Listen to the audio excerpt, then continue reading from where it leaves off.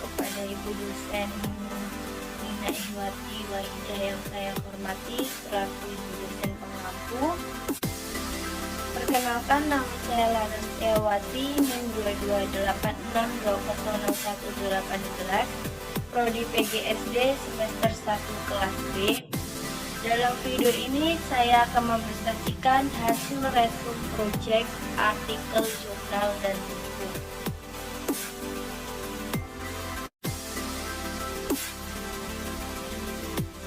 Dalam bab pertama ini saya akan menjelaskan hakikat manusia menurut Islam. Manusia perlu mengenal dan memahami hakikat dirinya sendiri agar mampu mewujudkan eksistensi yang ada dalam dirinya. Hakikat manusia dalam Islam merupakan suatu keberadaan yang landasan ciptaannya manusia yang telah diberi amanat untuk mengatur bumi. Manusia merupakan satu hakikat yang mempunyai dua dimensi. Yang pertama dimensi material dan yang kedua dimensi imaterial.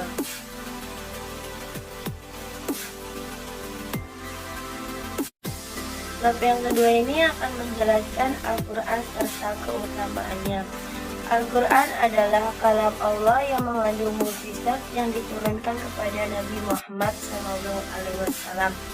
Keistimewaan Al-Quran sangat banyak bagi kehidupan dan memotivasi para salaf untuk bersungguh-sungguh dalam membaca Al-Quran serta menghafal dan memahami isi kandungannya. Sebagai seorang muslim, membaca Al-Quran merupakan untuk menyempurnakan keutamaan Al-Quran. Di antaranya mempelajari Al-Quran, mengajarkan Al-Quran, dan mengamalkan Al-Quran.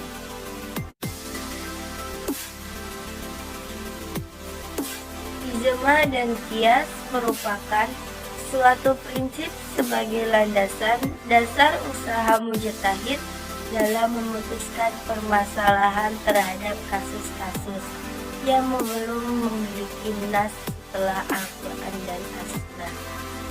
Qiyas dibagi berbagai macam.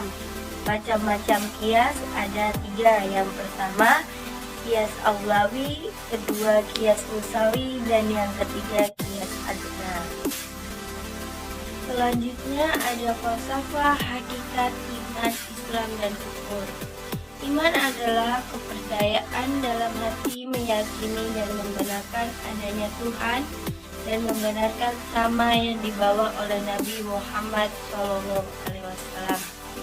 Islam adalah agama wahyu, perintikan tauhid atau keesaan Tuhan yang diturunkan oleh Allah Subhanahu wa Ta'ala kepada Nabi Muhammad SAW sebagai utusannya yang terakhir dan berlaku bagi seluruh manusia.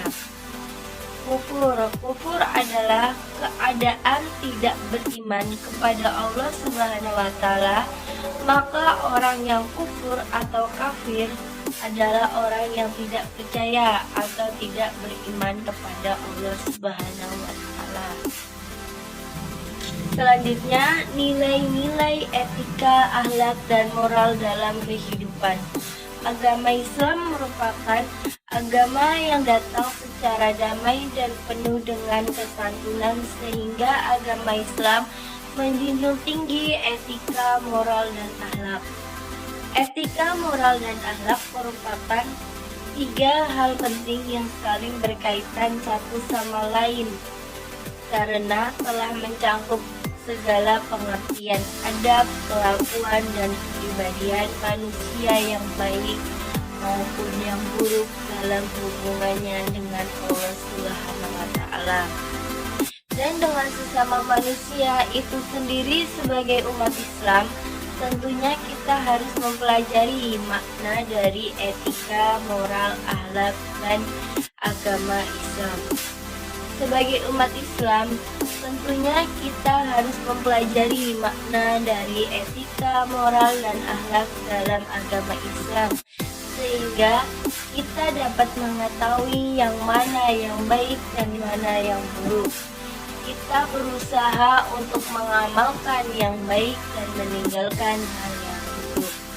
Namun di zaman sekarang, yang sudah semakin canggih, semakinnya umat Islam yang tidak memahami bahkan tidak memperdulikan etika, moral, dan akhlak. Kebanyakan umat Islam di zaman sekarang ini lebih meyakini dan mengamalkan budaya luar negeri yang memiliki banyak pertentangan dengan etika, moral, dan akhlak berdasarkan agama Islam.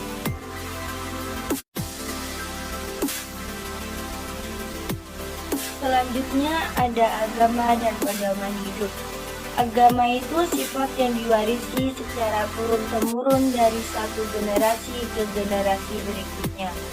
Agama memang membawa peraturan-peraturan yang merupakan hukum yang harus dipatuhi oleh orang, bertujuan untuk membimbing manusia agar selalu membutuhkan bimbingan wahyu yang menjadi pedoman dalam hidupnya, agar tidak terjerumus dalam penyesatan iblis yang menghasut hawa nafsu.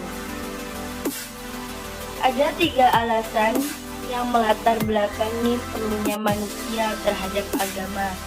Yang pertama, karena fitrah manusia, dan yang kedua, karena keterbatasan akal manusia, dan yang ketiga, tantangan yang dihadapi manusia. Selanjutnya adalah demokrasi dan akal asasi manusia dalam pandangan Islam. Demokrasi adalah bentuk afirmatif pemerintah di mana kekuasaan tertinggi berada di tangan rakyat. Proses demokrasi membutuhkan partisipasi rakyat dalam memutuskan kebijakan suatu masalah dan mengendalikan pemerintah yang berkuasa.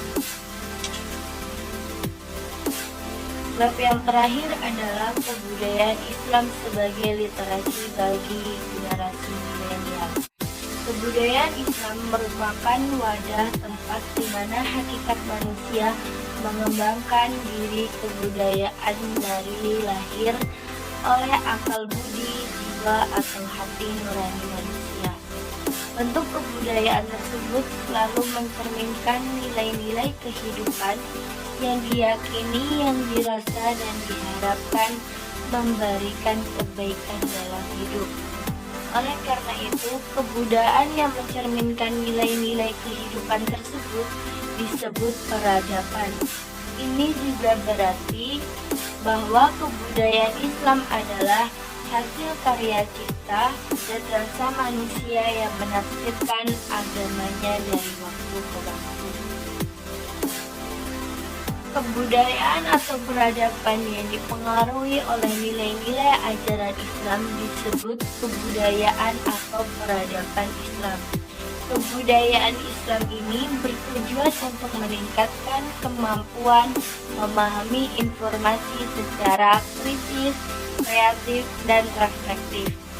Memiliki kedekatan dengan prinsip pembelajaran di sekolah, khususnya pembelajaran bahasa Indonesia.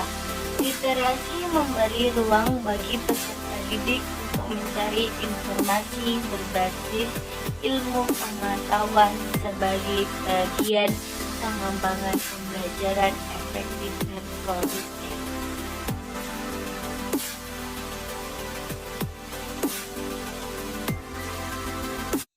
Cukup sekian presentasi dari saya. Apabila ada kesalahan, saya mohon maaf. Saya akhiri. Wabillahi taufiq wal hidayah. Wassalamualaikum warahmatullahi wabarakatuh.